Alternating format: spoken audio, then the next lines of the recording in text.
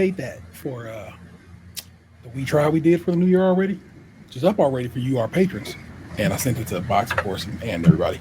But I was like, I'm making it. I might as well get some use out of it. I'm gonna tweak my light, man. That lighting is looking weird on your boy right now. Hold on, need a little color for your man. Just a little something. But oof. I'm gonna have to the way the lights looking currently. Just had me tweet for We Tried the other day for her looks, and now my looks is off. But it is what it is, people. What's the good word? Box and I was just talking, and Box, first time in Costco or just first time in a long time? First time. Okay. Box slid over to a Costco this evening. Now, you know, Box is a long time Sam's Club man because it's like right around the way from where you stay at. What Costco would you go to for one? Strongsville. Okay. Been out to that. I know it's closer to me than the Avon one would be. Yeah. The math is math in there. But you were saying how though there's a price difference, options are aplenty at Costco. Here's what I know is like I can tell you this right now. I can get a 45 pack of toilet paper from Sam's Club for like $22.89. And a 30 pack at Costco just cost me $22.99. I mean, there's a reason they sell you a hot dog and a bev for $1.50, man. They try to do you right one way, but they're gonna get you another way. So that's just how it goes down in the old Costco. Can you buy gold at Sam's Club? I think so. I think it's like up by the electronics area. Yeah, so that's the one thing I always thought was wild that they just bars of gold at Costco, and I didn't know if they had the same thing as Sam's Club. Yeah, I think they sell coins. Yeah, no, I mean, I'm sure they have coins, but they sell the little. I know what you know. I know you know what you look like. You said your pop has some. Oh yeah, I have the tab. I have the tab open on my phone right now because he sent it to me when I won that money gambling a couple weeks ago, and he's like, "You should buy this." A little set of coins. Okay. Yeah, it's 16 ounces of gold coins from Canada. The gold bullion costs currently, if you send the money via check or wire, $2,383.43. Yeah. If you want to buy it with Bitcoin, it's $2,407.51. And if you want to use a credit card or PayPal, it's $2,482.74. Again, the most random thing I ever thought when I walked into a Costco once was like seeing that, you know, if you wanted to and you got the bread on you, walk out there with some gold. So like ridiculous. When he and I were talking about that, he pulled one out and he showed it to me. Yeah. And I was thinking they were going to be like big, like quarter size coins and shit. No, them shits is like fucking hits of acid. They are tiny. Just dabs of dimes. Yeah, they're little dabs. So, like I said, the ones I don't know if this is all of Costco. The ones I've seen at Costco, like I said, are 1.5 inch, 2 inch tall little bricks, but skinny. There's levels to it. You can get them thicker, but they're most just relatively slim. But yeah, about I don't know what you want to say, candy bar size. You know, hold on, I have an appropriate confection to measure against. About Tim Tam size, but way skinnier, like way skinnier. So, and I find that to be fascinating. I'm sorry I'm making some stories with the Tim Tams, y'all. I had to put those away, but that's what's and they have like faces on them, of course. You know what I'm saying? And they say 0.99999% pure, whatever. Gold is an interesting investment in that it's a long term. It seems to consistently go up in value. I rarely see gold falling off harshly. You know, every now and again, gold will shift one way or the other, but gold is one of the ones that have held it down. But also, I'm like, what the fuck am I gonna do with some gold? I have this conversation with my dad all the time. Like, I get it, you know, it holds value and it's what backs currencies and stuff, but like, in an apocalyptic situation, a gun would be more practical. Yeah, it's like I'm gonna trade gold for goods. I guess is that what I'm doing? I mean, yeah, I guess. Like, I'll tell you, like, my dad for the last couple of years has given me and my siblings like coins, like silver coins. Yeah. And this year he gave us these like gold dollars or whatever. They look like like plastic money, but they're like gold etched and shit. And so they're kind of like I forget what you call them, like Goldbacks or something like that. And then he gave us each a coin. Let me see if I can gold dollar. Oh, I'm definitely looking up Goldbacks. Yeah, I am also. Let's go. In fact, let's hit the Wikipedia before I actually go to their site. Goldback is a local currency in 5 and soon 6 U.S. states. And sold and marketed by Goldback Inc. in Utah. In 2019, one Goldback contained a thin layer of gold with a polymer coating equivalent to 1/1000th of an ounce. Goldbacks are shaped like regular currency notes but contain 24 karat gold. The gold is contained between 2 layers of clear polyester, which add artistic elements to the fractional gold bullion they contain. The term Goldback refers to each unit of the currency, and it's 1/1000th of an ounce of pure gold. The Goldbacks are sold in denominations of 1, 5, 10, 25, and 50, each containing proportionally larger amounts of gold. Goldback also announced in November 2024 that Goldback would be adding one half Goldback, a 2 Goldback, and a 100 Goldback to its line of currency. The currency is minted by Valaurum, a private mint. Valaurum uses vacuum deposit process to fuse gold together into thin sheets encased into a plastic film designed to hold the gold. More than $100 million worth of Goldbacks have been manufactured and circulated, although an up-to-date market cap is not published. The Utah Goldback was released in 2019 with a series of Nevada, New Hampshire, Wyoming, and South Dakota launching in 2020, 21, 22, and 23, respectively. The Florida series was announced in October 2024, which is set to be released on January 15th of 2025. The value. There's a list of Goldbacks which can be found on their homepage. The listed price can also be obtained as in an Android app. The manufacturer of Goldback does not directly sell Goldbacks. The Goldbacks are sold to distributors, which then sell to the public. The list price can fluctuate one day on weekdays and has a high correlation to the price of gold in dollars. Though there's a listed price, the cost varies widely when purchasing them on the open market. There are thousands of businesses that have listed as accepting Goldbacks, but they are free to set the value of the Goldback if they're stored. Meaning, you might think your Goldback has this valuation, but the reality of it is they are worth what that store says they are worth. Criticism. Some commenters have stated that one potential downside of the Goldback is the premium that each Goldback costs over the spot price of gold embedded within each note. Currently, the premium to gold price is around 100%. Are these cool? Are these? I mean, they look cool. Like, wow, these look neat. But are these fucking people over? I think they're meant to be like a more practical way of having like people aren't walking around like. Imagine a future where the dollar collapses, and trust me, I've had this talk with my dad a lot. Imagine a future where like the dollar collapses, right, and people just have like coins and bars of gold and shit. It's not really practical to like go to like the grocery store with a bar of gold. Like, how the fuck are you gonna, This is an easier way of having almost the equivalent of paper money to do day-to-day transactions. This is their thinking behind it. I'll have to show them to you next time you're over. Like they look and feel cool. Like they shine. They have like I said, like this like plasticky feel to them and shit. Yeah.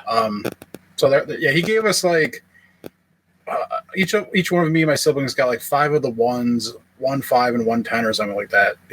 He told us it was like the equivalent of like $100 worth, and then he gave us each a coin or something. Like a gold coin. It was a gold peso. Huh. Who's peso? Do you know what country's peso? Mexico. Okay.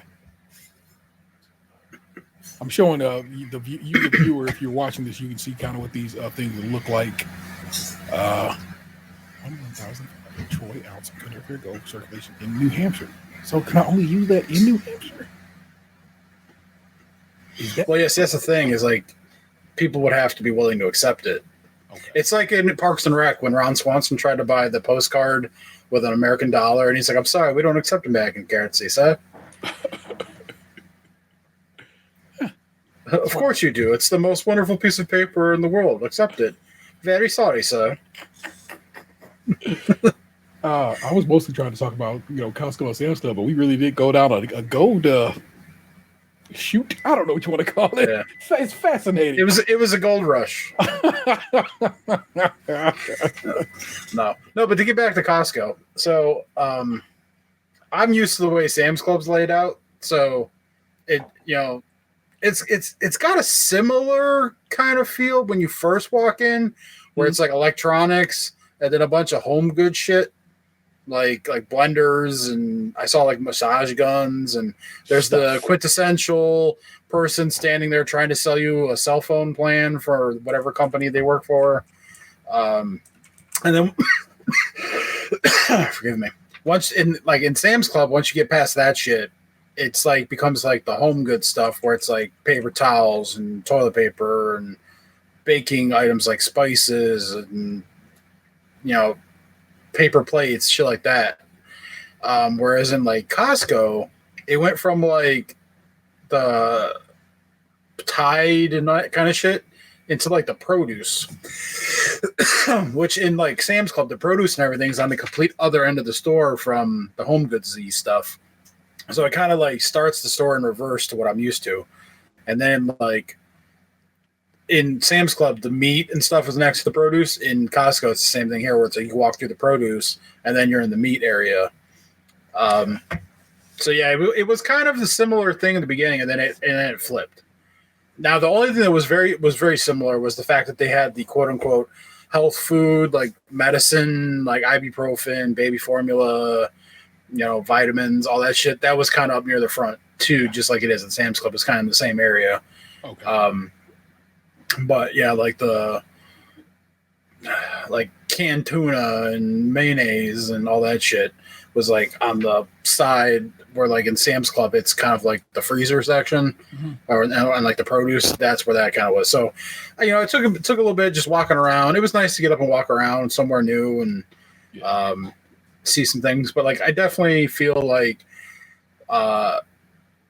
Sam's Club on like a item to item thing, like has a better value for certain things, but I felt like the variety of items at Costco was greater. So if like you want certain things, Costco's your place. Like if you can't get it at Sam's Club, but like if you want just normal shit like paper, like toilet paper, Sam's Club's the better value.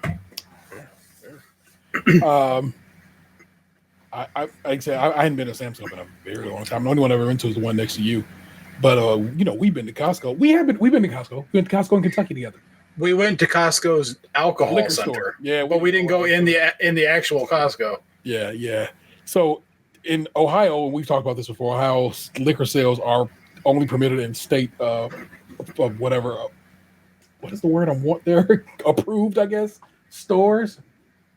Whereas in other states, Kentucky being one of them, you can sell liquor just about wherever they say that you want to, which makes sense. It's one of their major exports. And we were down there for, was that when Aiden was with us, or is that when we was coming back from Tennessee? We went when you and I went to Tennessee. Okay, there you go. We had another button. Yeah, we went on the way down.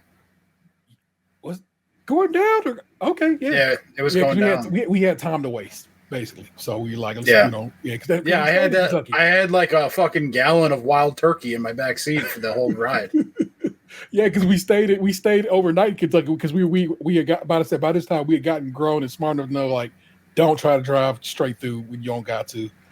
Slow your roll. So we ended up staying overnight in Kentucky. We stayed at a very nice hotel there. That one downtown that had the open because of the COVID thing. Yeah. And because it was during the pandemic. Was it like the Paul Revere or something like that? No, but it is a name. The Revere. Yeah. No, the Revere is the one we stayed in Boston. That's when we stayed, and when we went to. Yeah, it had some sort of fancified name. Yeah. I'm gonna look up Louisville. That was one of my earlier trips where I first started watching Food Network on the road. Oh, Kentucky hotels. Let's just get a quick look downtown. No, but it did start with that letter. I feel like it wasn't the Grady, which is one I just saw, but I feel like it definitely started with a G. I remember it was like a block or so away from the Tasty Arena or whatever the fuck that place called. The Yum Brands arena where the Cardinals. Cardinals? What the fuck is Louisville's college's mascot? Oh yeah, they're the Cardinals. Yeah. Oh, I can't believe I got that right. The Omni? No, it wasn't an Omni. What's this one? Hotel Genevieve? Maybe. Like I said, I know it. I thought it had a G in it. But then, like I said, it's been like, 4 years.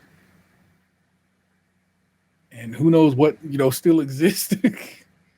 I wonder if I put like a picture up on Instagram. They emailed me for years. Be like, hey, you coming back to Louisville? Come kick it down here.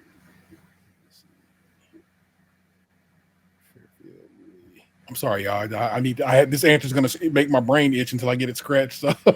Well, apparently I did not post a picture of it to Instagram, so. Yeah. We probably caught a Pokemon there. Probably not, actually, now I think about it, but still.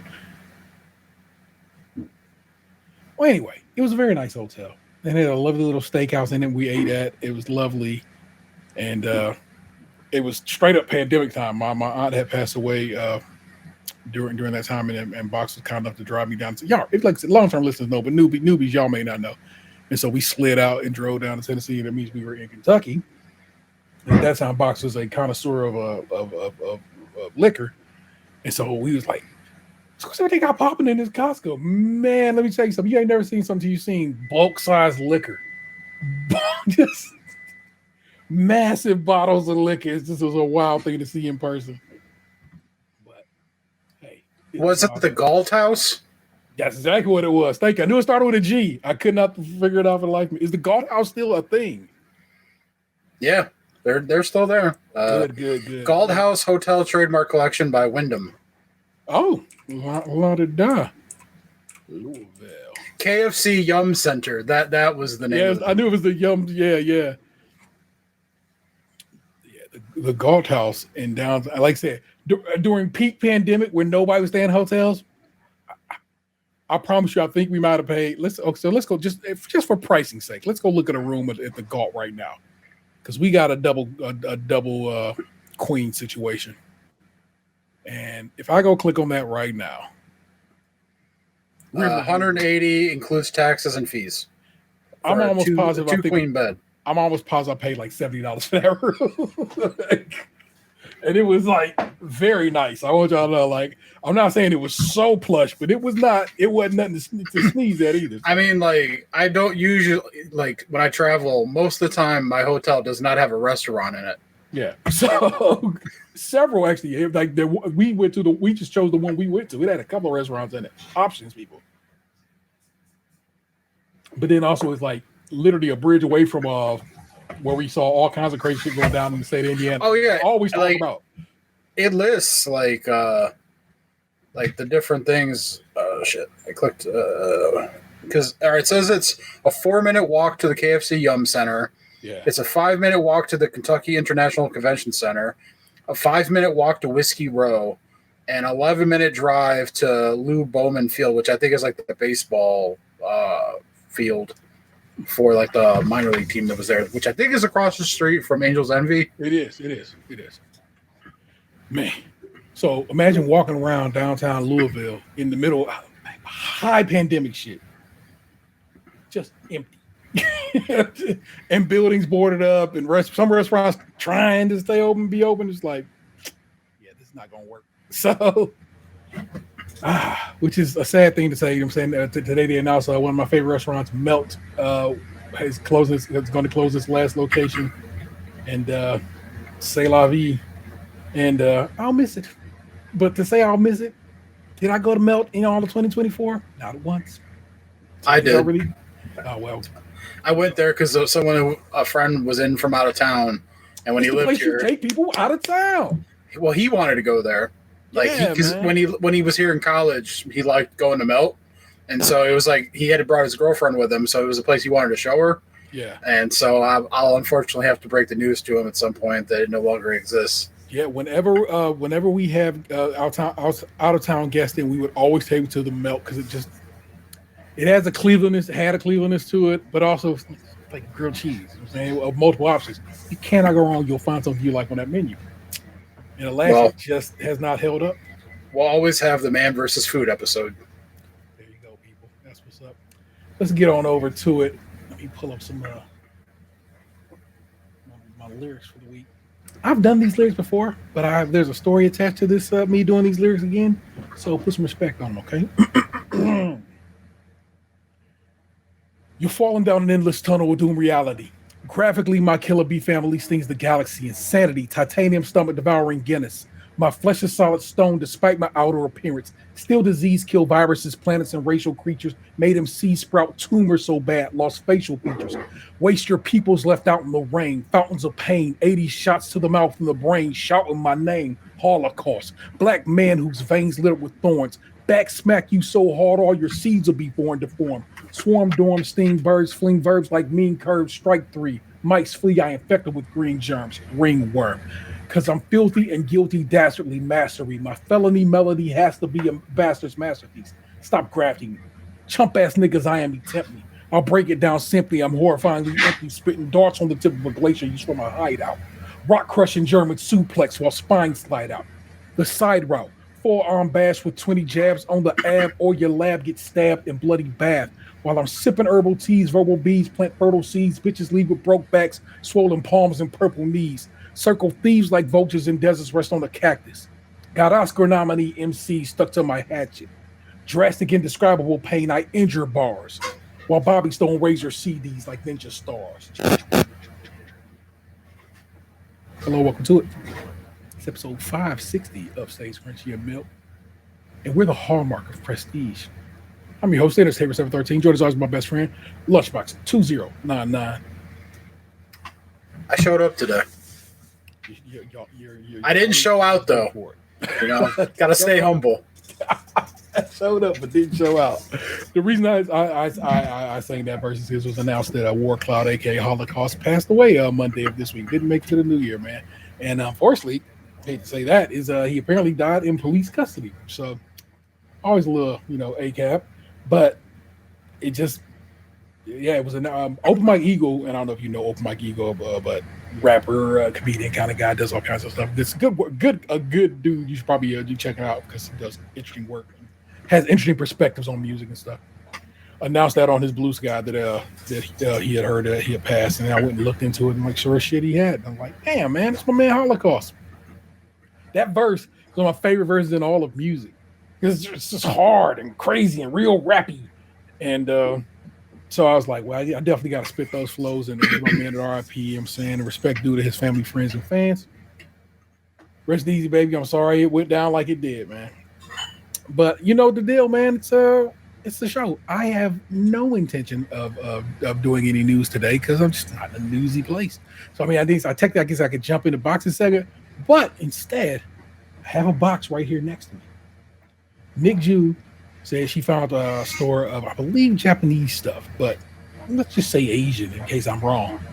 And she had bought some stuff and sent it to us to maybe try. I'm not going to try anything, and I have not opened the box yet. I opened the box and that I have it open, but I have not opened the box yet. I have no idea what's in this. Let's take a look at what Nick sent us.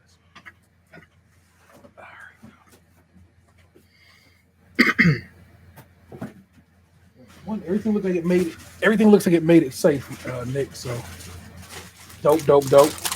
First we have milk roll cake. Looks like Twinkies. Yeah, if you will, like a Japanese Twinkie. As always, I keep telling y'all probably should be watching it. In fact, if you're listening on Spotify, all you have to do. What's beeping? Probably something in my house. Okay, My buddy's like, upstairs what? cooking. Okay, well, this is where you need to be watching the show, and if you're on Spotify, the video's right there. Just look at it. Hold your device up in front of your face. These are nacho cheese Doritos, but I'm telling you right now, as somebody who's had Doritos from around the world's Doritos are not like our Doritos. They're thicker. The triangle is more. I don't know. I wonder what that character is from. Same. It looks cool though, right? Oh yeah, it looks like something that'd be out like World of Warcraft or something. Give me a second. I can translate that. Where'd you go? Google Translate. For those that like end up watching the video, yeah. I know sometimes it looks like I'm not paying attention, but it's because like I have the laptop in front of me with the camera that I'm looking at. But if T's holding something up to the camera, the video is smaller on my laptop monitor and further away. So I look to the right because it's mirroring to my work monitor, and which is bigger and clearer and more and closer to me. So it's easier for me to see what T's showing me than if I try to look at the laptop monitor. All right, y'all. Let's see if water histories. Oh, so there. Oddly enough, these are some game skins, but I could not tell you the game to save my life. Scan the code, open the bag, 100%. Crystal, heartfelt, money, history, leather fragment, gift tickets. And man, like I said, I truly wish I could tell you what the name of the game is. Super general books purchases. You get it. Are you using like a translate app or whatever? Yeah, you Google Translate. You know, Google Translate has a very quick little bit of translation. Sometimes I use Apple Translate, but Google Translate is much faster. Especially for a language like Japanese. RONGYAO. You want to look that up for me? The collection series. RONGYAO collection series. This is Empress Wushu Tian. RONW. What? Hold on. It changed. Oh, it actually gave me a better spelling. RYO space YAO. YAO. And it just says series. And then it changed again to RONGYAO collection series. I don't know. It's not really bringing up Doritos. Yo series. Rio versus the Eater of Doritos? Is that what this is? I mean,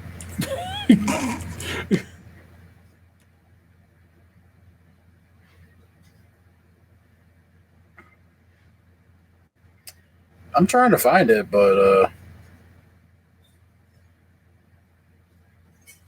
Tenzo Cross Unite, maybe, is what this is. Let's look that up right quick.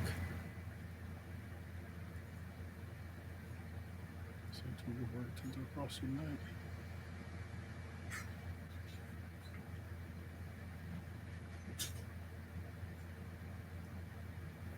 Not the wiki page to it, so.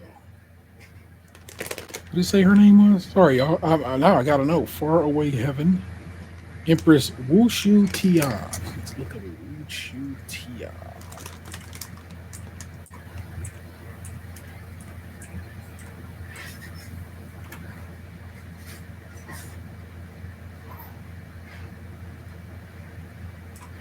I should probably throw the word Empress in front of that.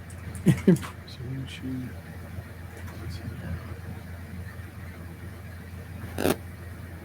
And then I'm going to put the word game. I'm going to keep trying to narrow this down.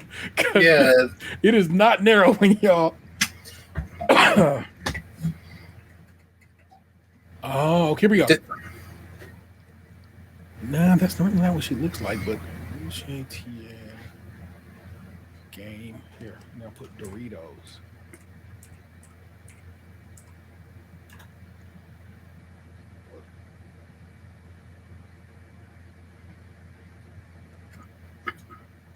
Alas, that's not pulling up, y'all. But whatever, it's a cool looking character. Like I said, look at that. Check her out.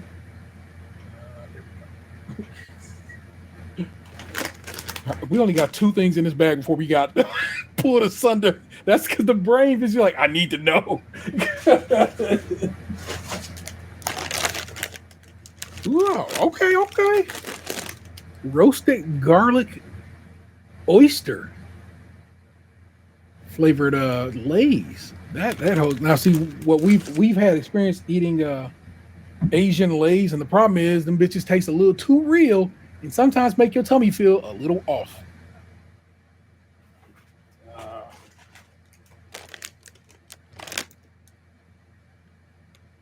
Kyushu seaweed flavor Lay's. What's going on with those? These are not translated. So hold on, I'm about to hit the translation on these myself, y'all. Oh, wait.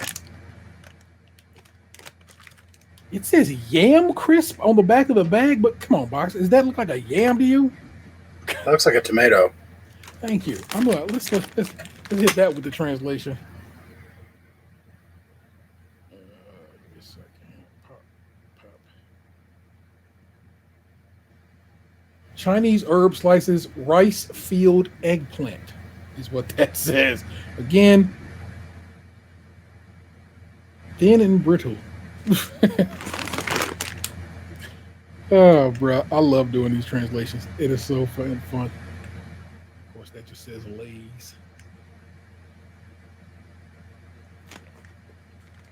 All right, yeah, but I'm telling you right now, the translation on here says Chinese herb slices, rice field eggplant. Now, here, I'll even do you a solid. I'll jump over to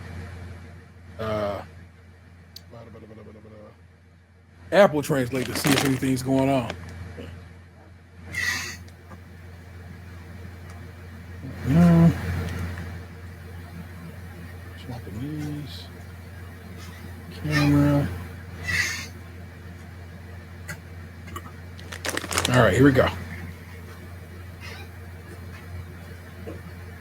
Thin slices of pimlican. What the heck? Y'all, I can't help it.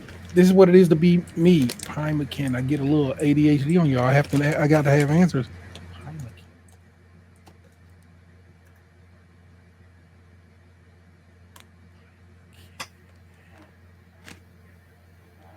What? Probably not. But that pot right there, see the kettle right there? Yeah. That's hot water. Just click that down. Right there. It'll be boiling here just a second. You'll be good to go. Yep. I have my kids' friends in the house, and they want to make ramen. When I typed in Pimlican, it was coming up as something. So it must, and what it came up as, it looked like the picture that first showed. So I feel like that actually might be pemmican. Okay, pemmican is a food that comes up. A mixture of tallow, dried meat, and some dried cherries. That don't look like what that's on the bag. I don't know, y'all. Eggplant is what that says. Even though the back of the bag says yams. Hold on. Still bored. Damn, Nick, you really put us on. Dars. It's just a type of chocolate bar. That's a nice looking package, though. Something about the Japanese and their use of font. Look at that, man. That's lovely. I like that. What fig? Is that a fig? A fig Oreo? Huh. That's pretty kick-ass. I saw a fake Oreo on Facebook yesterday. That was get you? It didn't get me, but I thought it would be actually a good Oreo if it was real. It was like white chocolate blueberry, and I was like, man, if that was real, that'd probably be pretty fucking good. Oh, it's a matcha cream, but a fig filling in there. So that could be a fun little vibe. Matcha fig says so in the English translation on the back, and that one is basically what the picture kind of gives that one away. Oh, box, you ain't ready. Autumn Sweets Kit Kat. Oh man, That looks very fancy. It does. Also, at the same time, lightweight. Just a glance, spaghetti and meatball. Can you get that? All right, you can pick up on that. Perhaps spaghetti and meatball. This better analogy. Mont Blanc flavor, which probably means white chocolate. Chestnut is what's popping right there. A little chestnut cake kind of situation. Oh, no, it does say Mont Blanc cake, which must be a type of cake that chestnut is sitting atop. All right, last thing in the box. The OG classic Pocky. It's coconut Pocky, a personal favorite of your man's. Love Pocky. Love the coconut Pocky even more because it's got a nice little situation. But yeah, at some point I'll sit and eat all these and we'll talk about it. Again, I technically to it. Vanessa and I made January's We Tried already. We tried chicken nuggets and caviar. You might have come across a video of Rihanna doing that. And when I saw that video, I was like, that's crazy. And I sent it to Vanessa, and Vanessa was like, I'll do it. And I'm like, say less. Vanessa had we both gotten Amazon gift cards from her mom's boyfriend for Christmas. And so she used one of her Whole Foods to get a caviar. We didn't get the fanciest of caviars. We got a nice caviar. And we tried caviar on chicken nuggets.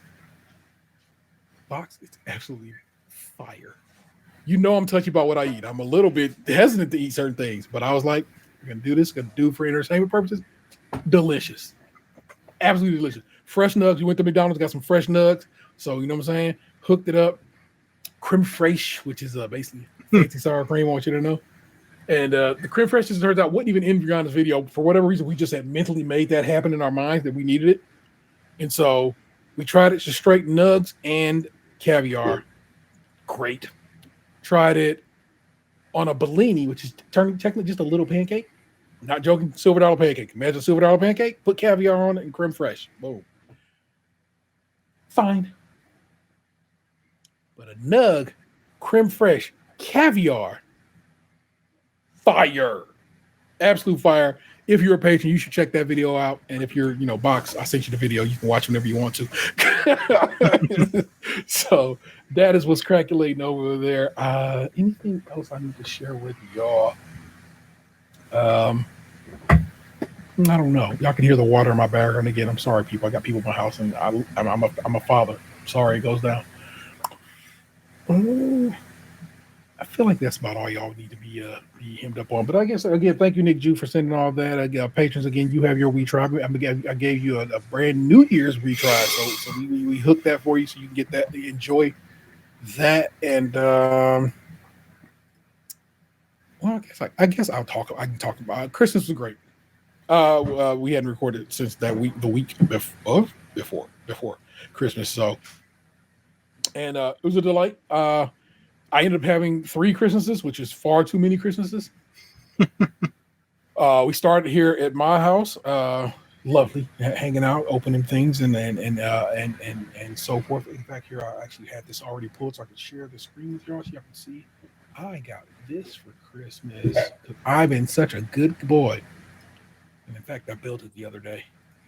And that's a Lego retro turntable that they are only giving away free if you spent $250 on Lego, and that wasn't gonna happen. So Vanessa found it on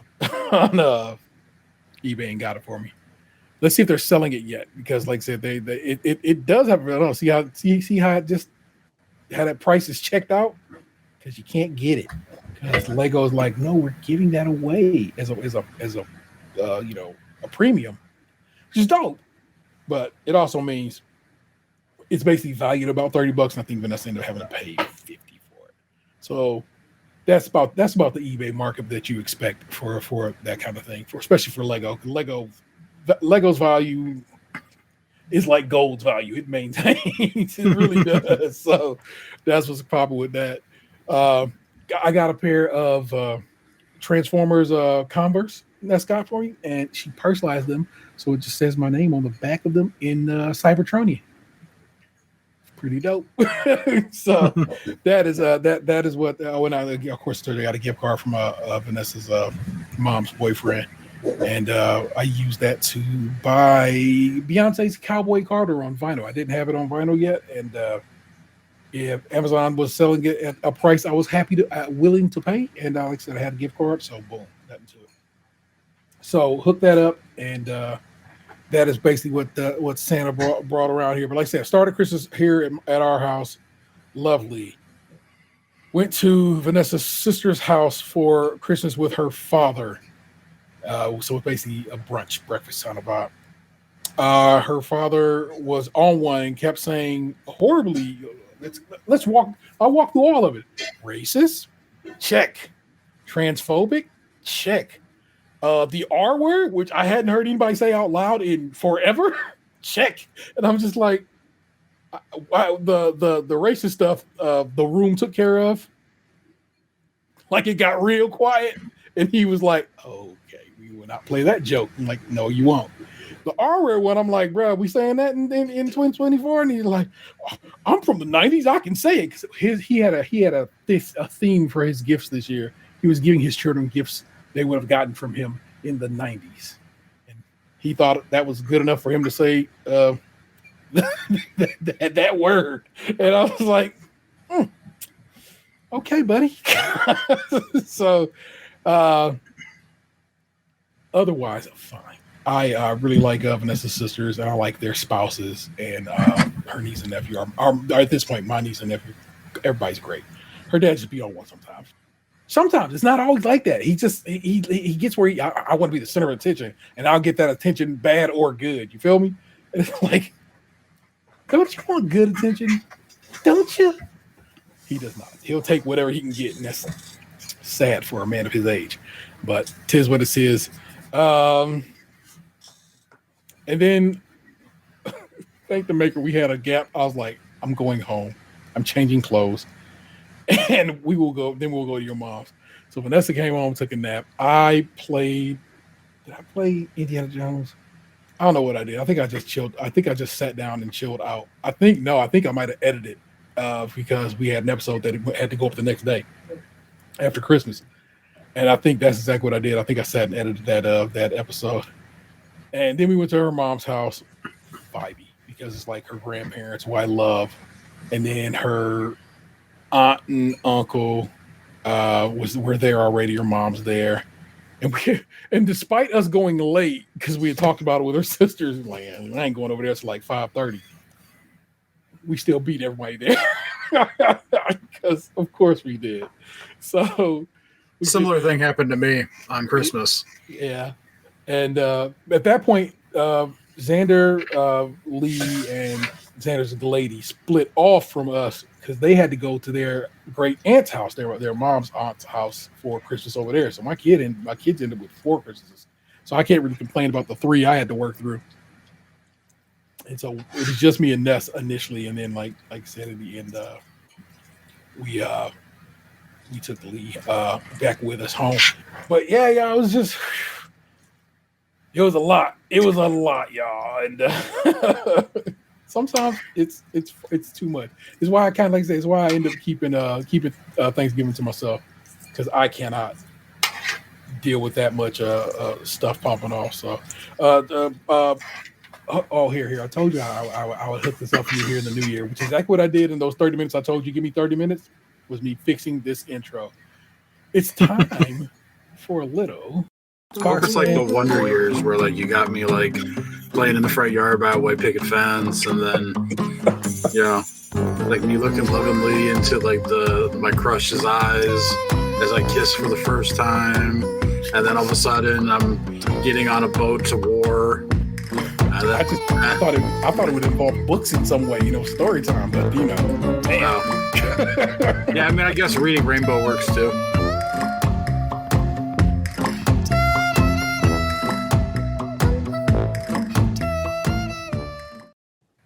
got you more action-packed opening than just the fence that had been there. And I got you an actual boat. And if you look in the background, there's a submarine in the background of that actual video footage, and not that weird video gamey Warhammer, whatever we said there. I feel like I just watched like your version of the Notebook. I mean, you directed that. That's your writing. Your writing of my vision. So that was the first draft. You know that came off the top of the dome. Well, go on. What was your Christmas like, or anything else you care to share? My Christmas was I basically just went to my dad's 2 days in a row.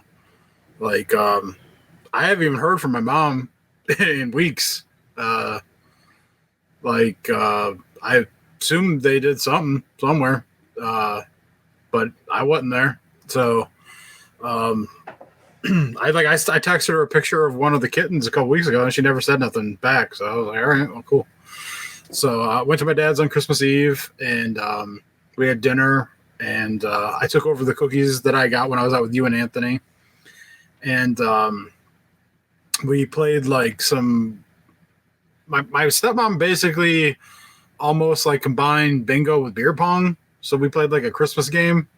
Okay. She did this thing where like she made up bingo boards and had like cut out pictures of like Christmas themed things like Buddy the Elf and Frosty and candy canes and Christmas ornaments and shit like that, you know. And then she put the pictures into like muffin tins. Okay. And then we tried to like bounce ping pong balls into the muffin tins. And when you like got one in, you flipped over the picture and you either got a prize or you got like whatever the back of the thing said, like you could like throw again or you got 2 prizes, you know, whatever. Yeah. And then like whatever picture you got out of the muffin tin, that was the space on the bingo board. Okay. So if you got bingo, you got to go get a prize off the prize stack too. So yeah, we did that. Just hung out, chilled with my family for, you know, a few hours. And then I came home and like, I was supposed to go over there like the next morning for like we were going to do our Christmas exchange as a family. Yeah. Around, like I was supposed to be there around like 11 and I didn't get there until like 11:45 because like when I came home from Christmas Eve, I stayed up until almost 4 o'clock in the morning playing Call of Duty. Yeah. So I slept in a little late and didn't get like a quick start in the morning. So I got there about like 11:45 and I was worried that like they were going to be like waiting on me and shit. But like I should have known better. It's my family. Because we were all supposed to get, like I said, exchange gifts, but also like it was like we were going to do breakfast. Like my sister was supposed to bring over like a sausage, biscuits and gravy casserole kind of deal. Yeah. So like I get there like 11:45 and I'm thinking, fuck, I'm late. They're all probably waiting on me or whatever. I'm like, but whatever. So I get there and like no one's there.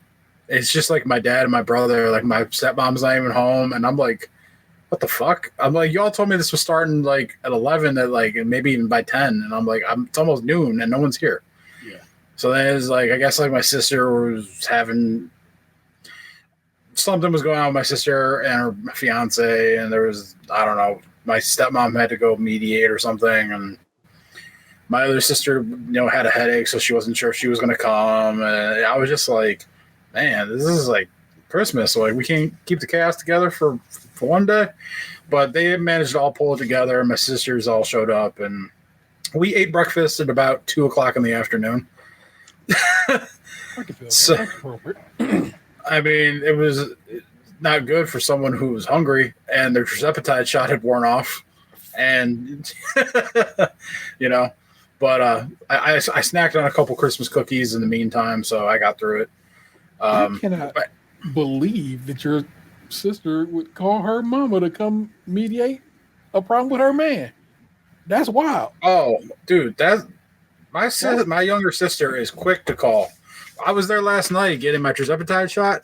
Yeah. And they needed a jump and they called, like my parents dipped out. I ended up leaving my parents' house early yesterday after I got my injection. Because it was like, all right, well, we got to go save your sister from a dead car battery. So I lent them my jumper cables and off they rode. She calls like every time I'm there. Like I'll be having a conversation with my stepmom, and it's always like interrupted by my sister calling about something. Like it's like you could like set your clock to it. There's so many times where like I'm in the middle of a story and I have to stop talking just so I can answer the phone. I don't understand why you'd answer your phone if you're in the middle of a conversation either. None of this holds water with your boy. I'm bothered by this on several levels, but family be doing what family do, I guess, man. Because no. Somewhere in there, I dropped a macaroni and cheese off of Box's house, which is a wild thing. Only a wild thing because Box has tenants who are also my people. So I called one of them, and he's like, "Don't answer." And I'm like, "That's weird." But then he called me right back, and he's like, "Oh no, I'm not home at my parents' house." I'm like, "Oh shit, bro, I'm sorry, man. I was just seeing if anybody was at home." He goes, "There's nobody there," and I'm like, "Nobody's answering the door." So then I call other tenant and doesn't answer, and I'm like, so then I call Box, and then Box comes back. But in the midst of that, somewhere, first tenant was like, "Just check the door, see if it's open." And sure as shit, the door was open. So I just walk in the house, and I was like, "I'm just gonna drop this off." But I'm like, before I'm like, I don't want to scare nobody. You know what I'm saying? I'm like, "Hey, yo, anybody here?" And then tenant 2, who I called, who didn't answer the phone, pops out like, "Oh, hey man, what's going on, man?" "Oh, I'm sorry, bro. I'm over here doing whatever I was doing, but not answering the damn phone." And then as I'm putting the food down, I'm like, "Hey man, just tell Box I dropped this off and I'm putting it on. I'm setting it on the stove." And just as I set on the stove, Box calls. She's like, "Hey, what's going on?" I go, "Oh man, they just told me you weren't here. Worry not." He goes, "You know you got a key to my house?" I'm like, "It's literally in my pocket right now." "Yes, I have a key to your house. I could have gotten this key. I could have gotten this house without even asking anybody anything. But that would require me to remember that I have a key to Dan's house on my fucking keys, and I did not." But I got a mac and cheese over to my man's for his consumption and so forth. So that also went down in the Christmas. That was Christmas Eve. That was definitely Christmas Eve when I did that. I was like, because I told Box, me and Box hung out that with Aunt the weekend before that, and I told Box, I was like, "I'm gonna come through on Christmas Eve," and he was like, "Oh," he goes, "This is a surprise to me. What you coming through?" I'm like, "I'm coming over Christmas Eve at some point, man." And so he got him. You know, now that I think about it, did I give you a key to the new lock or the old lock? Nigga, you know I don't know. So, yeah, I don't remember either. Like we'll have to check that one day. Because I wish we could compare notes, but let's see. Yeah, like I don't know, because like we did switch out the locks like a year and a half ago, and so you may have the key to the old door or old door handle. Very good. Well, like I said, I feel like I don't know, but I feel like you gave it to me after you switched locks out. Yeah, I might have, because I had like a couple made. Yeah, and like I think I gave one to my mom, and I think I gave one to you, but I don't remember. If not, I'll get more made. Fair enough. But yeah. But yeah, like so Christmas, I went over there, and my sister eventually showed up with the breakfast food, and we exchanged gifts and everything. And then my stepmom called her mom to push back dinner like an hour or so because of the late start with everything else. Yeah. And then like my sister has dogs, and like part of the issue now too is they got a third dog recently, a puppy, and so like they bring the dogs over sometimes in these like family functions. Mm. So like when after like we did the gift exchange breakfast, they left to go back to their house to like make cheesy potatoes for dinner. Yeah. And to get the dogs and bring the dogs over. And like I'm not a dog person, like I don't hate dogs. But like in a household, dogs are way more chaotic than cats. And so imagine like a 90-pound golden retriever running around with a puppy, and like, I don't know what the dog breed Ruby is. It's like a collie or something like that. And like there's just three animals running around like aimlessly, like the puppy peeing on the carpet, the golden retrievers, you know, trying to stick his nose into everything, and they're all fighting over toys, and you know, it's just like I'm not trying to be sour because like it's not my thing. So I try my best to just be patient because it's like, you know, I just gotta get through it for a little while. And the thing about it too, though, is like the girl dog usually barks at me when I stand up, and it's fucking annoying. Yeah. And so it's like this time though, she didn't do it until I went to leave. It was weird. Like usually, like when I'm standing up, like even if I'm nowhere near, like if I'm in the kitchen, like getting a plate of food, and she sees me, she just run over. I'm like, what the fuck? But like this time, she was chill. Like she saw me standing up multiple times, nothing. Just like was just like, all right, you're cool. And then the moment I went to leave because like, you know, I was tired. Like like I said, I stayed up until after 4 o'clock in the morning playing Call of Duty, and then like I had to work the next day.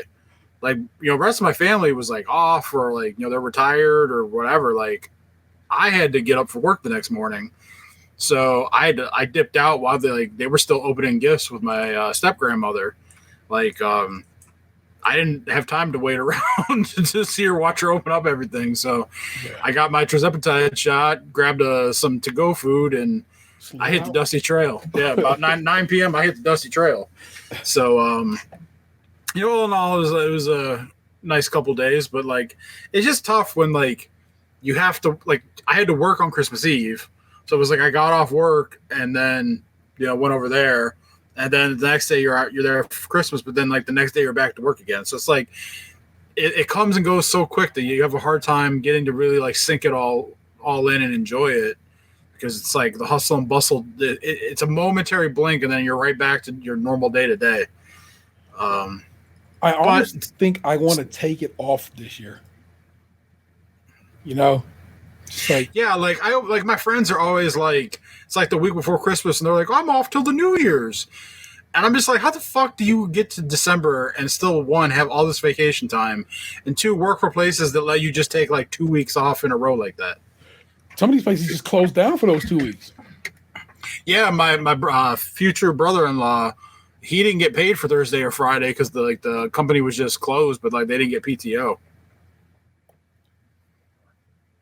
Yeah. If I take off, if I could hold my days, the Christmas is on a Thursday this year, so you got a Friday. You know what I'm saying? So that's a 4-day, and then you know I could just take off the first 3 of the next week, and then I'm off New Year's Day, and so that would end up being 1, 2, 3, 4. 5 days total that I would have taken off, but also, you know, we'll see. Yeah, we'll see if I can hold on till 5 to the end of the year. But when that comes as an option, I might just see if I can take those off. Yeah, like I didn't get Thanksgiving or Christmas this year. Same. And I didn't have Christmas. I haven't had Christmas in years. Yeah, same. And so I just don't know if I'll be able to hold out because like my friend couple weeks ago when we were bowling was talking to me about like going somewhere for my 40th birthday this year. Yeah. And you know, I might want to take like a week for that. Yeah. And I don't know if I could hold, you know, a week and a half more beyond that week, like all the way till December. Like I get itchy. Like I'm already thinking I have a doctor's appointment next Friday. Yeah. And I'm already thinking about taking the Friday before Martin Luther King Day just for a 4-day weekend. Like we're 1 day into the new calendar year and I'm already thinking about burning 2 days. I already snagged Martin Luther King Day. Facts. I would say just get that Friday after Christmas, just the one, and then that's a 4-day. So how about at least that? That's one. Yeah. I would like to, in theory, do like Christmas to New Year's, just because I've never gotten to do it. Yeah. And so I would like to see what all the hubbub is about, like being able to enjoy the holidays and not have to worry about work. Just once, you know. Just once, people. Just once. That's all I'm asking for. But the thing about it, though, is it's like work usually is more relaxed during those times because a lot of the places are closed or like, you know, only working half days and shit. And so many people are off. Like, you don't get bothered as much. Yeah. But I still like probably would like to be able to just enjoy the holidays relaxingly for at least one time. I think I'm gonna try to do at least, like I said, at least Christmas, and maybe if I can hold on some days a little more. We'll see how it all plays out. I had requested the 17th off before finding out my kid has a doctor's appointment on the 17th, so that all worked out. And then of course that's like I said, that's the day before Martin Luther King Day, so that gives me my 4-day. Fuck yeah. And of course I got the next Friday off because Vanessa's birthday is coming around on the 13th. So I like to have that time off, and I have her birthday off. So I may just try to flex next week, like see if I could work over like an hour or two on a couple other days and whatever, because like it's just a checkup. It'll be a 15-minute, like, hey, your blood pressure is still high, you're still fat. All right, see you in 6 months. It's like I don't need to take a whole day off for that, you know. So it's like I may just see if I can like come in, work an hour, then leave, go to the doctor's appointment, come back, and then just like either stay over or work like an hour earlier, later the day before or something. I hear you. So you do as you will. Oh man, but I like to. Yeah, I want you to make sure you take advantage, people, of your PTO, okay? Because I was so happy when I saw those balances today. Because when I logged on, like I hadn't done my time card yet this week because like obviously we were off yesterday for the holiday. Yeah. And so when I logged on today, I had one of those work emails, those automatic ones like you haven't entered your time card this week and you need to because you get paid next week. Blah blah blah blah blah blah. So I went on there today like to put it in, and when I saw those PTO bars all full green again, I was like, oh thank God. I missed it so much. Trying to get to like the end of the year with no sick time left, man. I was duck dodging fucking germs. Hell yeah. That is a wild one at that point. You know what I'm saying? Because Vanessa was worried she was sick because she was, you know, turns out her grandma was sick, and it was like, you know, we had hung out at Christmas, and I was like, and then when she said she was sick, I was like, am I sick? Because then all of a sudden I feel sick, and I'm like, oh my God, am I sick? I'm like, well, you know, if I feel sick, we always do a COVID test in this house. Oh, man. When we were leaving the Costco, you know how the big box stores like that always fucking check your receipts and shit on the way out? Yeah. We're walking to the door, and it's like a dude, and like an Asian dude and like an older woman. Yeah. Like old lady. And like we're in the side where it's like the Asian dude, he walks away from his position and goes behind a rack so that he can cough, and then he comes back around, and then he takes the receipt from me, and he's wearing like a mask, like a face mask, and which is all well and good, but I'm like he's like trying to make small talk with us while he's like going through and I'm thinking like, what are you even checking? You're not going through the cart checking to make sure all the items are like what they are. Like you're literally just drawing on this with your pen and making small talk with us. I'm thinking you were just over there hacking your lungs out. Give us the fucking receipt and leave me alone. Get your sick ass away from here. Yeah. Like, if you weren't coughing up a storm, I'd be more interested in placating your jokes. But, like, it's cold outside. You're sick. I want to get the fuck out of here. Just give us the goddamn receipt back. You're not looking to make sure the shit's in the cart anyway. Let's just stop the charade and let us move on. Like, if I have this book or receipt, yeah, trust me, I paid for it. Let me slide. I don't understand. Is this their way of like when you go into a store and they say hello to you? That's their best defense against shoplifting, right? Like that's what I learned when I was in retail, because then the person who may have thought about shoplifting knows that they've been seen, so they're less likely to shoplift.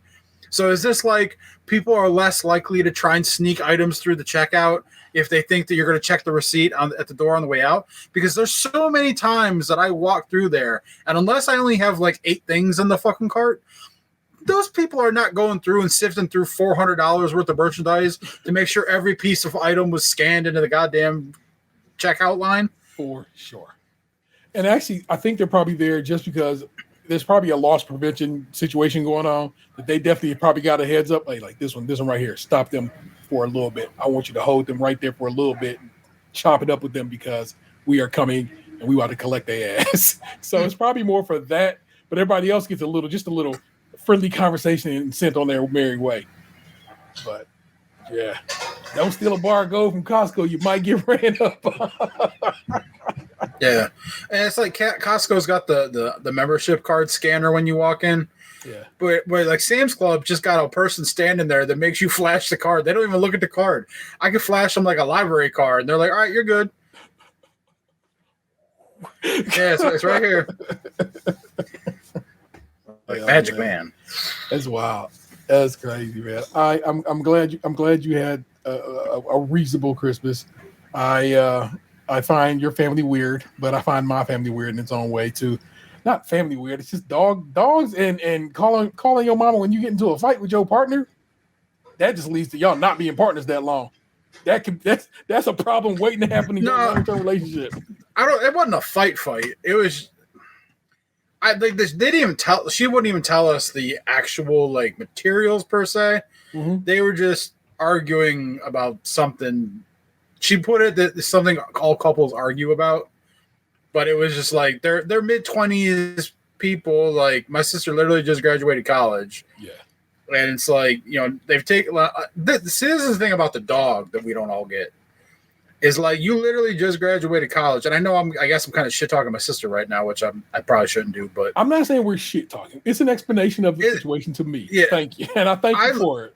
I couldn't believe when I heard that they got a third dog, and I say that because like they're so busy as it is already. Like my brother-in-law works like a weird hybrid shift where it's like he works in between like second and third or some shit.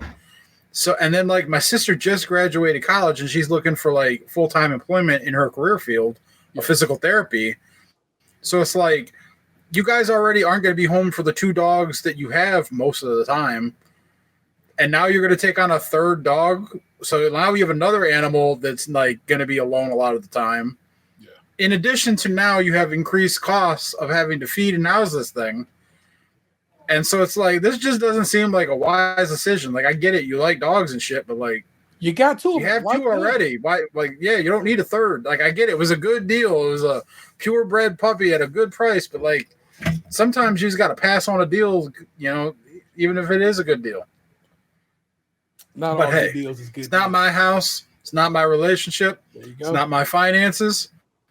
They're my family, but at the end of the day, they got to live their lives and make their mistakes and live their truths. And, as long as they're not hurting anybody, live your life, make it work. Fair.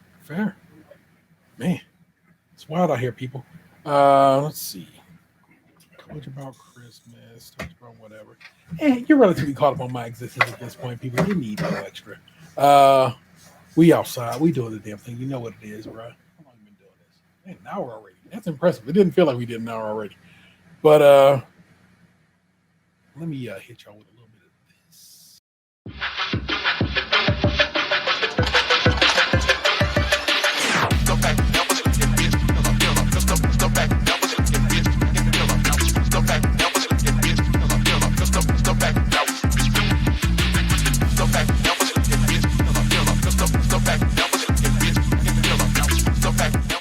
If you look at it kind of like M-I asshole thee, but the thee comes before the asshole, so I think it works in that way, animated in that way.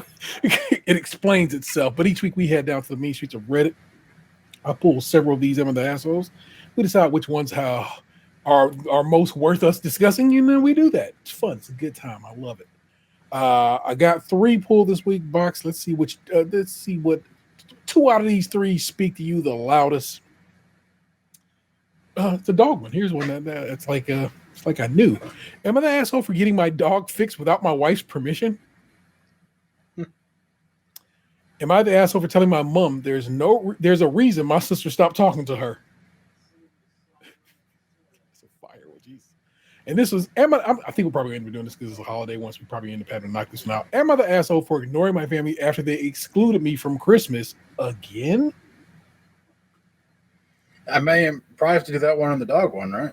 That's what's up. We'll start with this Christmas one. This is from Snorgasm is the user's name. Am I the asshole for ignoring my family after they excluded me from Christmas again? Let me drag this over here so I can kind of look at the camera, at least in the general camera's direction. Click that. There we go. For context, I, 29 female, have not been on great terms with my family for a long time. My mom has spent most of my life doing everything she can to tear me down. And as of now, I haven't spoken to her in almost 3 years. I have an okay relationship with my brother, 32 male, and I love my dad even though he enables my mom and never stands up for me because he doesn't like to rock the boat. Until a few months ago, I lived pretty close to my parents. What's up? Love you. Until a few months ago, I lived pretty close to my parents, but I recently moved across country, and I don't have any friends or family anywhere near my new home.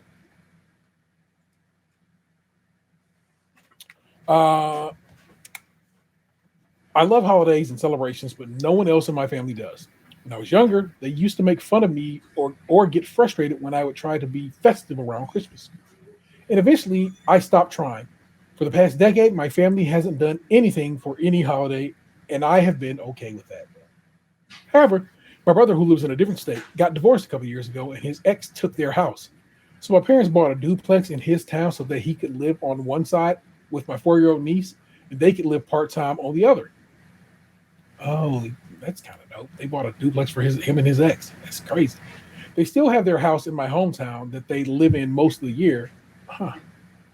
Oh, the parents live in one half of the duplex with raising their grandkid. Okay. But the last 2 years, my parents have gone up to stay in their side of the duplex for the whole month of December. And they celebrated Christmas with my brother and niece. Last year, they didn't even tell me that they were going. I found out from my dad's Facebook. It hurt that they decided to celebrate Christmas all together and didn't even tell me. But I shook it off. This year, though, they did it again. My dad called me on Christmas Eve and told me how much fun they were having as a family, and then asked me what I was doing for Christmas. I told him I was doing nothing. I don't know anyone in my town, city, and my family is all celebrating Christmas without me. He paused like he didn't consider that, and quickly got off the phone. He later sent me a selfie of them all together saying, "Merry Christmas from Brother State." I did not answer. Actually, I stopped answering at all. My dad and I usually talk 2 to 3 times a week to check in, but he called me once and texted me twice, and I haven't answered since Christmas Eve, 7 days ago. I've also not been posting on my socials, and given that I'm not answering him or posting, I'm all alone in a city far away. He doesn't really know that if I'm alive or dead. He texted me yesterday saying, "Please tell me if you're okay," and I haven't responded. I know it's petty, but I'm really hurt that I wasn't even thought of for the family holiday. Even if I was invited, I probably wouldn't have gone. But just because I don't want to be around my mom. Oh, just because I don't. Okay, I would go just because I don't want to be around my mom. But being left out entirely really hurts, and having them rub it in my face with their selfie is even worse. I've been ignored my family now. I've been ignored by my family for my whole life, and I'm tired of trying. I don't know how to say this to my dad, and I don't want to talk to him until I know what to say. Am I the asshole for maintaining my silence? No, I get it. I've been down that road before. You're not being an asshole. You're just being hurt. Yeah. Your feelings have been hurt, and they're valid. And it's okay for you to be like, I need some space and time to deal with this. However you're going to end up dealing with it. And it's okay to take the time that you need to figure out what you're going to say, and also just not be bothered with the nonsense for a little bit. And that is okay. That's almost heartbreaking to read. I was hoping it to be a little more silly, but it was not. Sheesh. We have a big glow in the dark comment from Rocking Duck 2014. I can hear your pain in your words, and I'm sorry that you're going through this. However, if the situation with your mom is that toxic that you want to be invited, just so that you could turn it down, the question is, what type of relationship do you really want with brothers and or / dad when it's unfortunately clear where their choice between you and mom seems to lay? I know that it's hard to build family, but it seems that it's what you need to do for yourself to build family, okay? Especially now that you have space. Get involved in life in your new state. Volunteer, pick up hobbies that will get you out of the house and meeting people. Build the family you want. Back to your question. You're not the asshole for wanting to separate yourself from a bad situation, and you're human in that you want that connection with your family even when they treat you poorly. But expecting them to extend an invitation, knowing that you won't go, is being toxic to yourself. It's allowing you to wallow in the situation rather than moving forward with your life. It's understandable that you want to ignore your family, and it may be the time for a frank conversation with your dad. But before you do that, my question to you is, do you really want a full and complete break with dad, even if temporary? Because that seems to be where you are. But hidden in your post, it's clear the desire for connection with family. If so, something along the lines of, "Dad, you know that my relationship with mom has not been the best growing up. And while I do love you and want a relationship, It hurts to be constantly reminded that I've never been the priority. I know that you thought you were being kind by reaching out and telling me how much fun you were having together on Christmas, but in reality, it hurt that I was finding out after the fact and that I wasn't invited. It was salt in a wound, especially as I've just moved and don't have a set of friends here yet to celebrate the holidays with. I love you, Dad, but it's clear that you always choose Mom over me. I accept that that's just the way things are, but I need time and space to build my life and find friends to share it with without being reminded of what I don't have with Mom. Nice. The thing that you need to be careful of is that by drawing a line in the sand, he may take you at your word. Are you really ready for a full and complete break from your family? If not, you need to temper whatever message you send to him with a clear expectation of what kind of contact that you do want. I'm open to checking in with you every couple of months, or I look forward to being in touch for birthdays. I wish you well as you navigate this challenge, and I hope you find the new family that you need. Bruh, set that bitch on fire. Rocking Duck 2014, well done, sir. Or madam. I never know. I always think sir because Reddit seems like a dude's hangout, but you know what I mean. I actually want to click this username to see if she commented anywhere. Comments.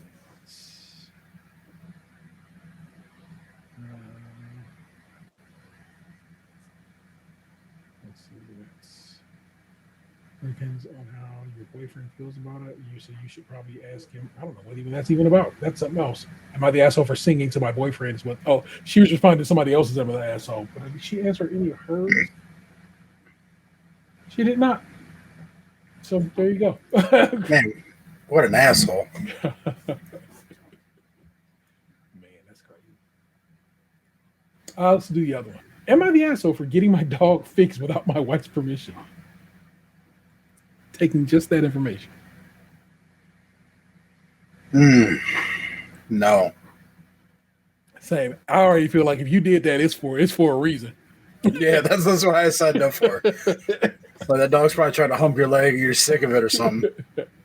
Background, I, 38 male, have grown up having pets at home since I was a kid. I love pets, cats, dogs, whatever. My wife, 36 female, is an only child and never had a pet before. Had no idea how much work is involved. So she comes home to me one day and says she wants a dog. She's easily influenced by friends or coworkers and sometimes gets an idea in her head and acts irrationally on it. I tried explaining how much work it involves, and she agrees she will take care of the dog. She's often in multiple group chats online and joined one about Japanese Akitas before watching the movie Hachi, A Dog's Tale. I suggested a smaller breed as her first pet to make it easier because Akitas are known to have strong personalities and be more for experienced dog owners.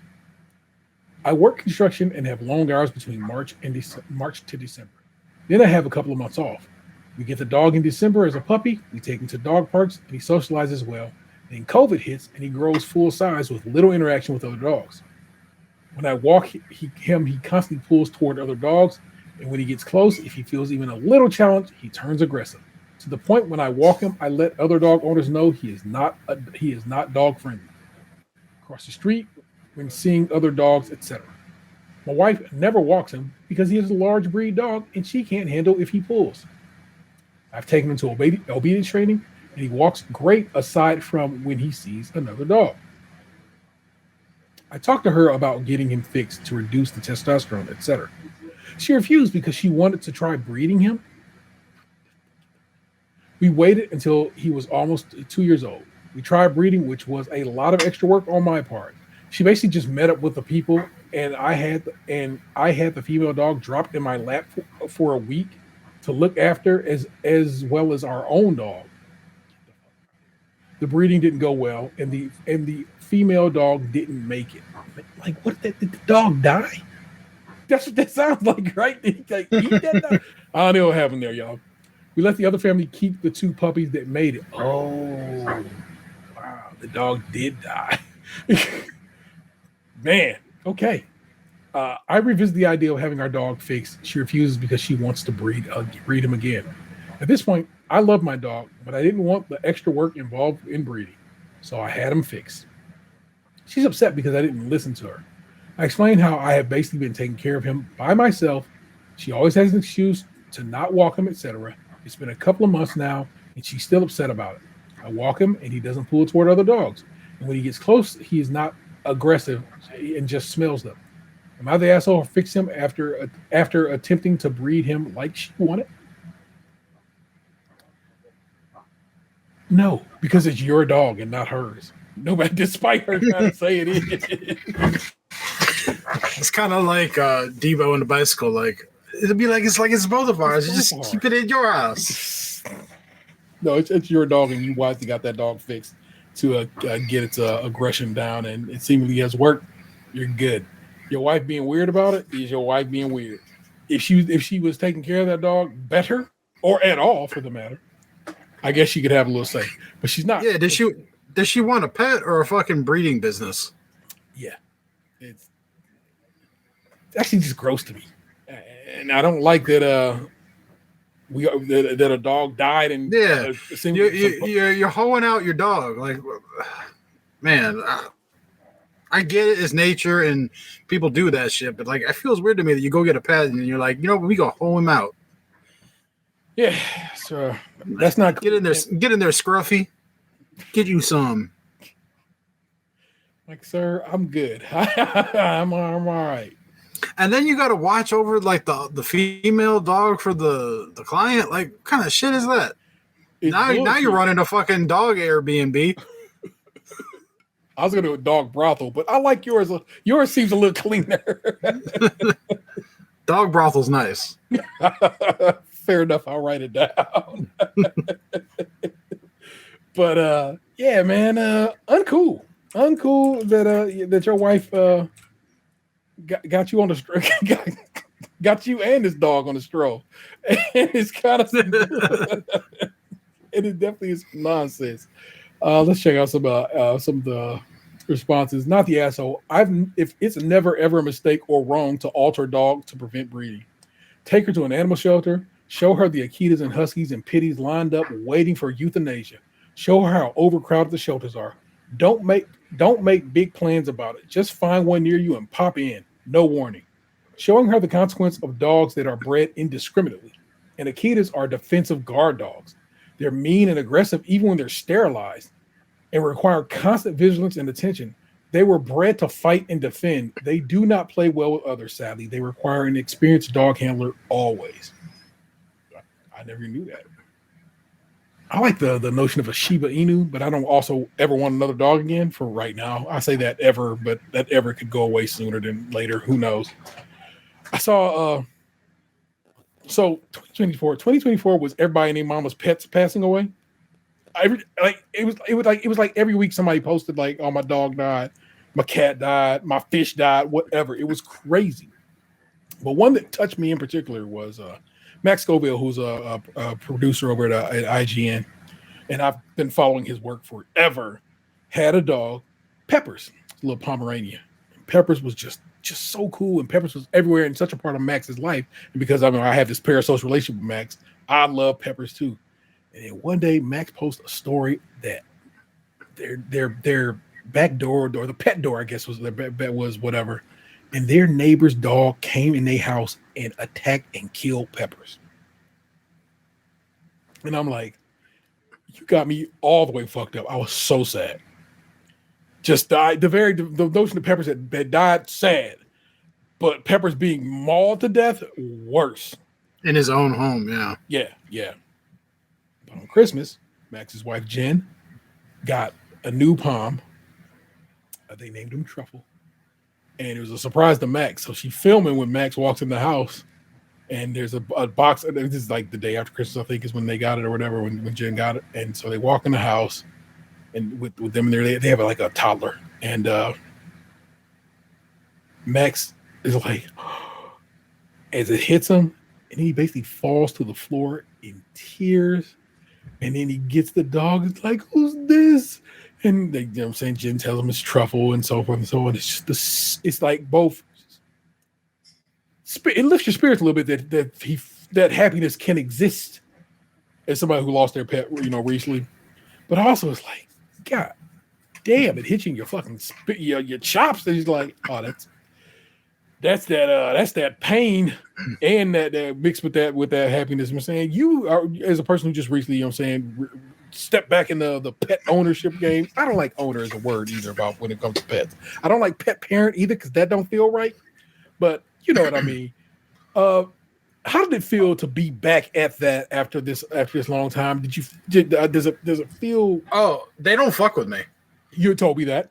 Yeah, like everything that I thought might go wrong with it is going wrong. They spend almost their entire time with my buddy rather than me. Like the one cat won't even come in my room, like if I'm in there, and then the other one will come in sometimes, play on the floor, and leave. Like the black one sleeps with him.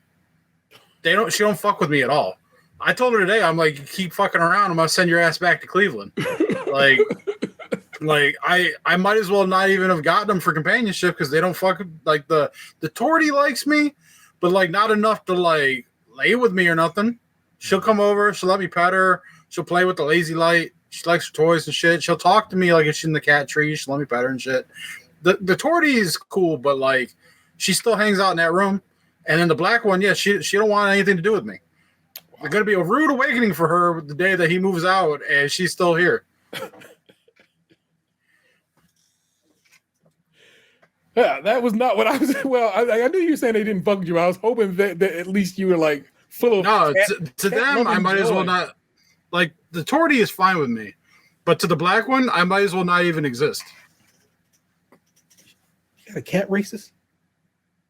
No, because he white too, so I can't call it. Okay. A part of it is because like he sleeps with his door open. Yeah. And I can't because if I do, they'll keep me awake. And by them, I mean him and the other guy. Yeah. And so, like, if I want to be able to sleep at night, I have to shut my door. So at night, his door is the only one open. They go in there. And then, like, he's upstairs working all day. I'm down here. And then, you know, he gives them food all the time when I'm not around. Yeah. So it's like they're learning him, not me, because I'm down here and I sleep with the door shut. Like, I've tried to let them come in, but, like, the Tortie came up on my bed a couple times, but she don't stay. She, like, immediately hops off. And then, like I said, if I'm in my room, the black one, she, like, acts like I'm going to fucking murder her, and she runs away. So it's like I have no, like, time with them because she won't allow it. And so I've given up. I've, like, washed my hands of the situation. Like, I'm not about to try and fucking, like, charm some kitten into fucking liking me. So she's gonna bond to him, and then the day he moves out and she's still here, she'll deal with the changes. Like, it is what it is. I'm nothing further will I do. Fair. Jesus Christ. That absolutely sucks. I'm sorry. I was, like you said, I was hoping you had. Yeah, it was the reason why I avoided doing these last like 2.5 years. Yeah, is because this exact situation is what I thought would happen, and it has. Yeah. Damn. Well, there you go. I ain't getting no pet no time soon. I can promise you that. If ever again. Like I said, I honestly said I would never get a pet again, and I don't know. We'll see if I hold by that for the time being. But that was this week's Am I the Assholes. Hope you like me do them all the time. It's a fun time to do them. We every time I do one that I end up seeing on TikTok, I have to laugh. I'm like, we did that on our show. I'm either angry or I'm amused. I don't know what to tell you, people. So it depends on what my mood is at that particular day. Like, things be biting my style. But let's hook you up with what our entertainment recommendations for the week, and then we'll slide on out of here. Box, what you been watching, playing, reading, listening to? I finished Bosch Legacy. Well, at least to the point the new season comes out in like May or something. So you're caught up. I am currently caught up on all things Bosch. I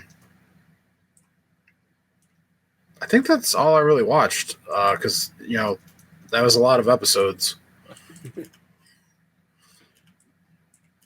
That and one basketball. Like I watched the Cavs. Yeah.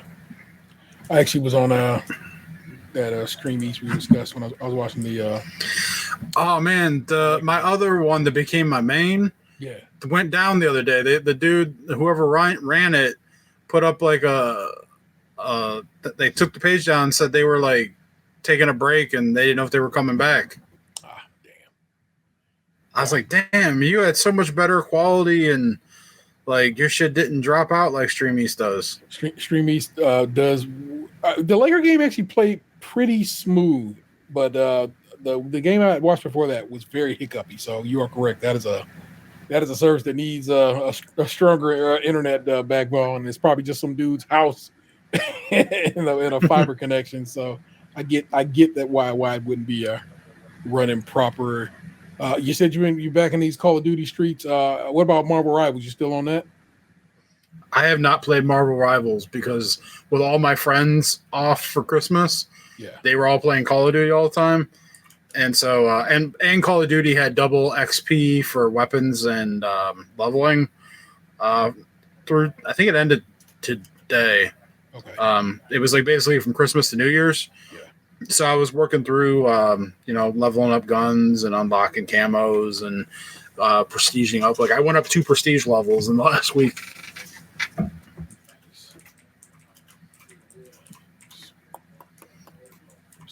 All right.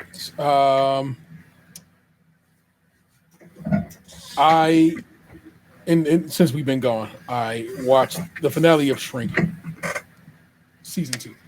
Finale of Shrinking. That's the one sad thing about me not being here the day that you brought that food is that I didn't get Apple TV from you. Oh shit! Well, again, we'll get to it. I cried so hard on that episode that I gave myself a headache. I've been there. Bad. It was bad. I had to not the first time I cried in this time off. We'll get into that here shortly as well. But it was a powerful ass episode. I know it's weird to say it like that, but it really kind of was. And it's like I think you'll very much enjoy season 2 of Shrinking. What If is back. All the episodes are available. I've only watched the first. Did we watch 2? I feel like we watched 2. Yeah, we did. We watched the first 2 episodes of What If. It's great. I love it. I love comic booky shit, and that's a fun series to watch, and it's really well animated. And they bring almost all the actors back to do VO, so it's all everybody you know and love who are from the MCU doing VO in this cartoon. So it's a delight. You should check it out. I'll watch it, but I don't like the concept of it. That's okay. I know, I'm just giving my opinion. It's like when I see they do all the Venomized characters where it's like Venomized Iron Man. I don't like that shit. Yeah, I get that. I don't want to see Venomized Captain America and Venomized Thor. I don't like Venom's Venom. Stop fucking crossing the streams for merchandise sales. Fair. I started a show that I've been seeing on TikTok. It's called Laid. It's on Peacock, and the concept is this woman, people she has slept with are dying. And I was like, that's hilarious. I watched that first episode. I was like, oh, she's a terrible person. And so I was really kind of angry at her. And then it's got the one girl from Girls in it. And I'm like, yeah, this is like the girl from Girls if she had grown up. This is her a few years down the road. Still a terrible person doing terrible things. And I'm not saying she deserves these people to be dying in her life, but she's kind of an asshole. And so we watched I think the first 2 episodes of that. And I was like, I'll probably watch more of it, but I don't like this character, which means it's a tougher watch if I don't like the character. You know what I'm saying? Mm-hmm. But fun show, fun idea. You could hate watch it. Yeah, I don't. That's not how my hate works. You got what's coming to you, bitch. Yeah, that's not how my hate functions, but still.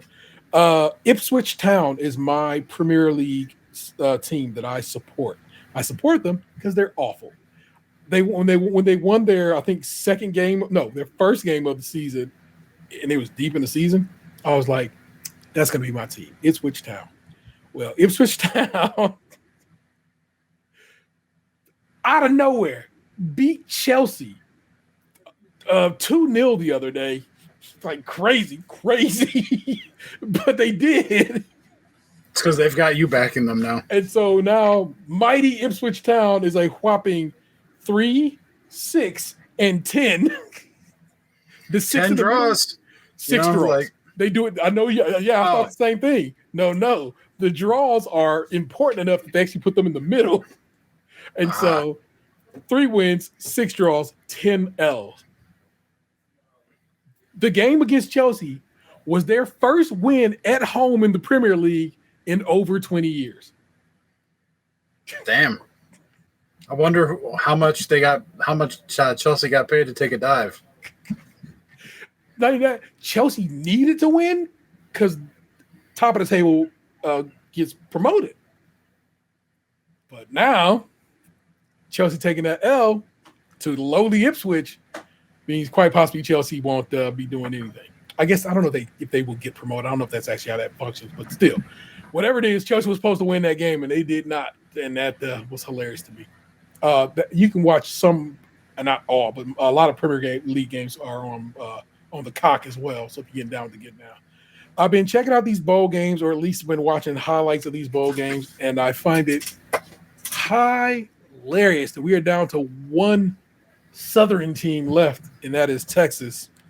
After Notre Dame handled business today against Georgia, 23-10, I believe was the final on that game. But watching Ohio State's revenge game against the Ducks is everything you wanted it to be, man. It was abject destruction that I was like, yes, that's what I need. Look, I still think Ryan Day gets fired in the season unless he wins the chip. Wins the championship, he keeps his job. Loses in this Texas game and or in the championship game, we fire him. Because 4 straight to Michigan is a fireable fucking offense in this state. Just is. And that's just what it probably is going to be. But it's been fun checking out these bowl games. The Pop-Tarts Bowl still stands as the dopest one to me.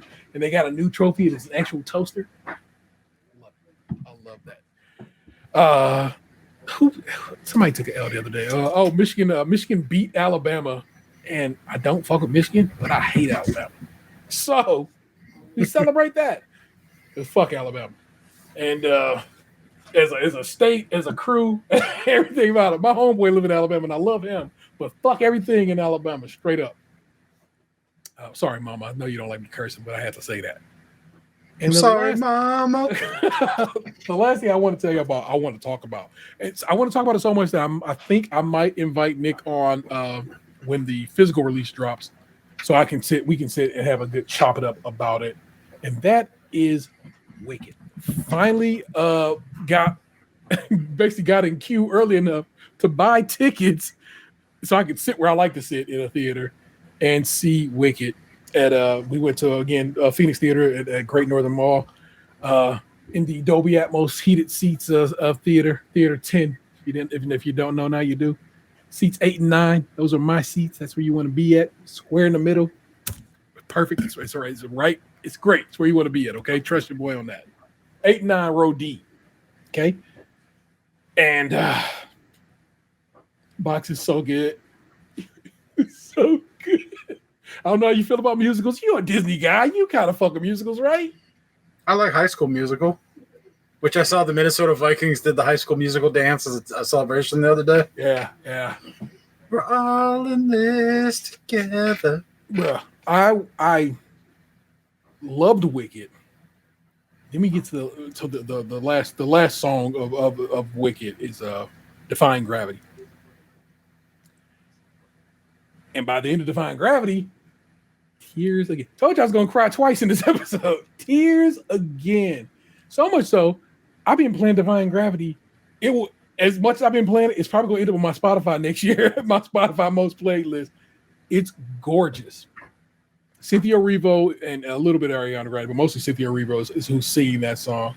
And the story of the Wicked Witch of the West is so dope. And I was telling Vanessa, man, I'm like, I want to be off book on this song by tomorrow, but it's not gonna happen. And I'm saying I'm not gonna have it memorized by then, but I'm pretty close at this point.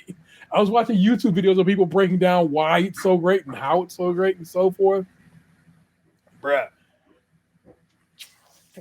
you gotta see it. It's available for digital purchase right now, but it comes out on physical in February, which is when I will cop it. And probably when it'll end up being on the cot, because that's about usually what they do. But it's gorgeous. You have to hear it. The soundtrack is available on everywhere. You should listen to it. I went back and checked out the Broadway cast recording, the original broadcast with Idina Menzel and Kristen Chenoweth as Glinda and Elphaba, and lovely. I understand why it is what it is, but I fuck with Cynthia Erivo and Ariana Grande so much more. But that's mine, because now the movie is my version of this musical that I bang with. Of course, everybody else probably who has loved the musical is like, no, the original was so much better to them, or it has more meaning to them, or whatever.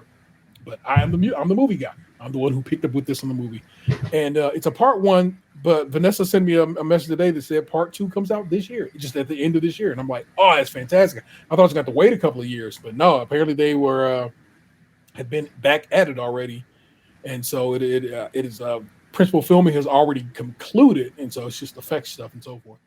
And it's so beautiful. It's so beautifully shot. A lot of it is physical sets. You know what I'm saying? They actually went and built stuff, so that's always dope, as opposed to everything being CG. What's her name from Everything Everywhere All at Once? Can't remember her name, but she plays like this head professor of the school they go to and so forth, and she's wonderful in it. Everybody, I think everybody is great in it. It was really, really great, and I would tell you, go see it in the theaters while you can. It's just something about seeing a movie like that on the big screen that really is worth the money. And of course, that theater is you pay matinee prices, and it's already a cheap theater.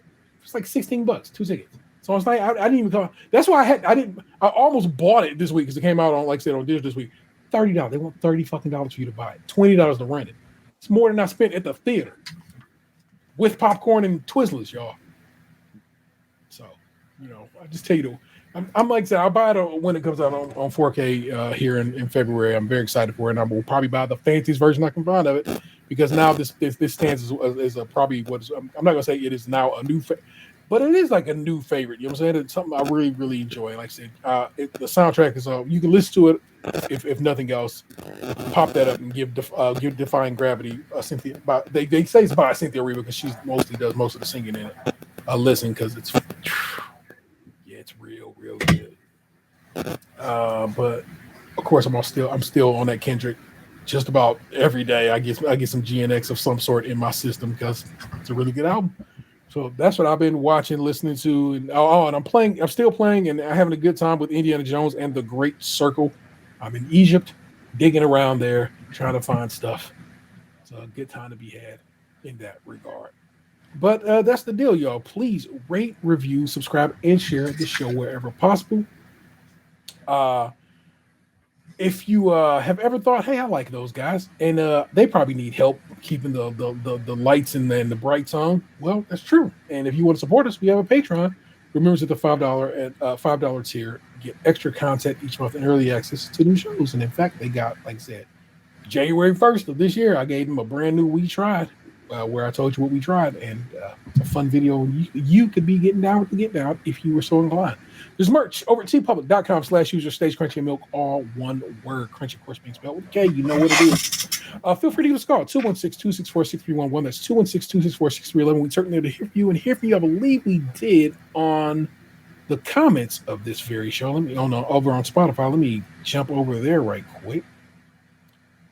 I definitely got an email that's like, you got comments. I was like, oh, shit. Let me see what these comments are commenting. Published. All right. I told you. Did I tell you about the video one that Carrie sent us? Did I talk about that one already? I don't think so. All right. Well, my man, the homie Carrie hit us up, was like, oh, shit, y'all got the video cracking. Nice. Which frustrates me no end, because I tell you every week we on YouTube. The video been there. This video been there. Now it's just on Spotify. So I guess it makes it easier to listen to it. Let's see. This is Tamara or Tamara. Sorry if I don't pronounce it right. Brown. And she says, happy holidays. I forgot to mention on the last episode, I am loving the video aspect. The Spotify rap is so random this year. So thank you for that. And of course, the homie April hit us up, and of course, she has always loved her some box. Lunchbox is looking like a whole snack with his hoodie and beard. So there you go, Box. That is the comments we've gotten from listeners. Box been a whole meal forever. You might need to snack on him to hold yourself back. That's what's up. It's my homie. Yeah. Careful, you might develop a sweet tooth.